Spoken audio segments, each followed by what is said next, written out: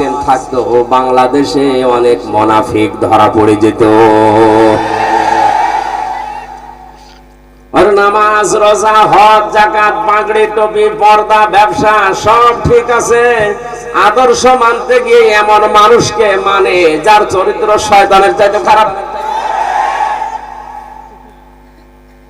আব্দুল্লাহ ইবনে উবাইয়ের জন্য ৭০ মাররাতান পর্যন্ত আল্লাহ বলেছিলেন, হে নবী আপনি এই লোকটার জন্য জানাজা পড়া, দোয়া করার ৭০ বারও যদি ক্ষমা চান আমি ক্ষমা করব না।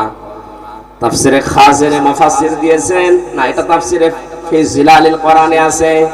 সাইয়্যিদ কুতুব বলেন আল্লাহ রাব্বুল আলামিন ৭০ মাররাতান যখন বললেন, নবীজি বলেন ভাই জিবরাইল ৭০ বার দোয়া করলে আল্লাহ মাফ করবে না, আমি এই লোকটার জন্য ৭১